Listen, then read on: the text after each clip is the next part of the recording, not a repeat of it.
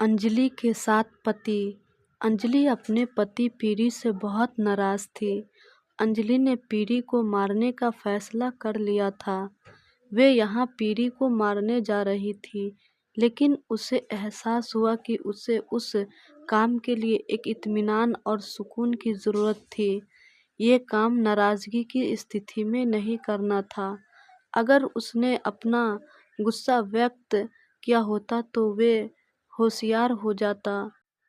वह अब यह दिखाती थी वे यहाँ पीरी की प्रेमिका है, वही उसे अपने पूरे दिल और आत्मा से प्यार करती है, लेकिन वे हर बार उसके साथ बलात्कार करने की योजना बनाती थी। इसके बाद उसे शांति से मार डालूं। अंजलि के लिए पीरी की आदत सहनीय थी।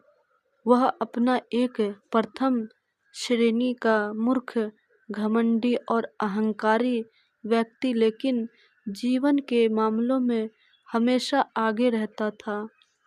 वाल्ट अज्ञानी या बेखबर नहीं रहता था। उसने उस पर ऐसा प्रभाव जमाया था। हद तो यह है कि अंजलि अक्सर अपने आप को उसके सामने असहाय और शर्मिंदा पाती थी। वह अब चाहती थी।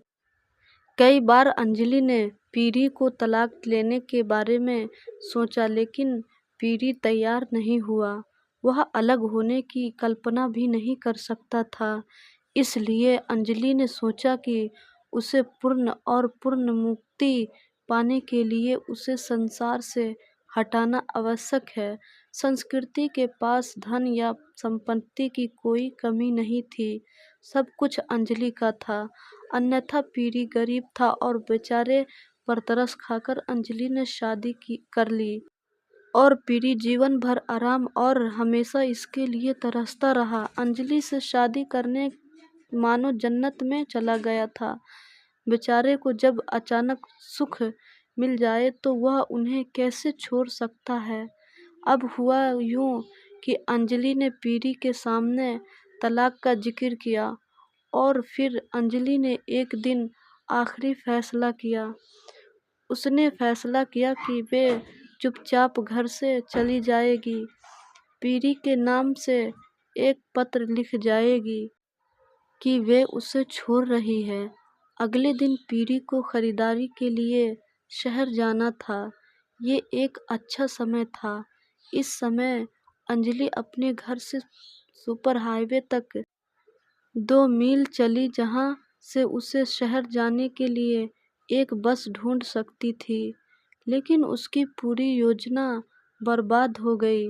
उस रात खाने के बाद पीरी ने उसे कहा कि तुम मुझे छोड़ने की योजना बना रहे हो। अंजलि ये सुनकर हैरान रह गई। देखो, ऐसा सोचना भी मत, तुम कभी सफल नहीं हो पाओगे। अंजलि ये सुनकर परेशान हो गई। कम वक्त मन की बात भी पढ़ लेता था। उसने घर से भागने की योजना को एक दिन के लिए टाल दिया और सही समय का प्रतीक्षा करने लगी। शादी के कुछ दिनों बाद अंजलि ने पीरी से कहा कि मैं अपने माता पिता की इकलौती संतान हूँ, और मेरे माता पिता भी अपने माता पिता की इकलौती संतान हैं। पीरी ने अपने दोनों कानों पर हाथ रखकर कहा, हे भगवान, वहाँ मेरे घर में कई बच्चे हैं। वे रहने और खाने पीने के लिए तरसते हैं, इसलिए मैं नहीं चाहता कि मेरे यहाँ बच्चे हो। लेकिन दोनों के सोचने के तरीके में एक बड़ा अंतर था, इसलिए अंजलि इस बंधन को तोड़ना चाहती थी। वह जीवन भर पीरी की प्राकृतिक मृत्यु का इंतजार नहीं कर सकती थी। हालांकि उसने अपने अंतिम समय में अपनी माँ की बहुत सेवा की थी, लेकिन वे पीरी पर कोई एहसान नहीं करना चाहती थी।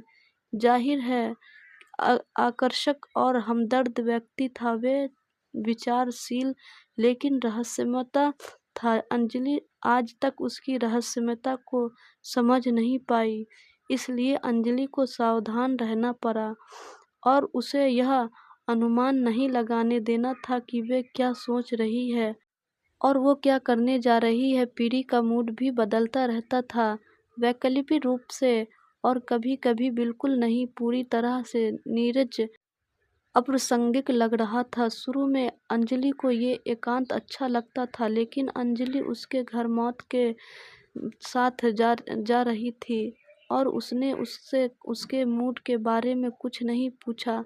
शादी के बाद पीरी ने और अंजलि ने कसम खाई थी कि वे जीवन भर एक दूसरे के साथ रहेंगे, लेकिन अंजलि ने उस शपथ को तोड़ने का इरादा कर लिया था ताकि पीरी की मृत्यु के बाद ही उसकी जान बचाई जा सकती है।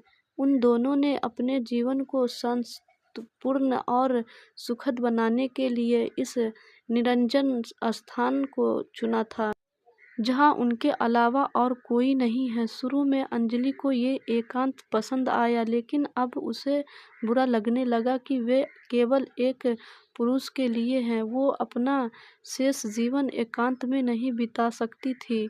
वह एक बार फिर शोर और रंग की दुनिया में लौटना चाहती थी। उन दोनों के बीच बहस के बाद की रात पीरी पहले से कहीं अधिक दयालु लग रहा था। उसकी आवाज़ जैसे शहर पिघल गई थी और उसने अंजलि को समझाया कि बाहर की दुनिया बहुत कठोर और निर्दय है। वे वही हैं जो आपको गर्व महसूस कराएंगे। बाहरी दुनिया के एक दुखों और समस्याओं के तुलना में घर स्वर्ग है। अंजलि ने उसकी बात ध्यान से सुनी और मुस्कुराई, ये दिखाते हुए कि वे यहाँ पीरी की बातों से सहमत थी, लेकिन उसने अपने दिल में पीरी को मारने का फैसला किया था। उसे याद आया कि उसकी माँ की मृत्यु के बाद जब उसकी मौसी ने उसे अपना उत्तराधिकारी घोषित कर दिया, बैठे-बैठे ही उसे सब कुछ मिल गया, क्योंकि उसने बुरे दिन देखे थे। इसलिए एक गरीब पीरी से प्रभावित होकर उस पर दया करके उससे शादी की थी।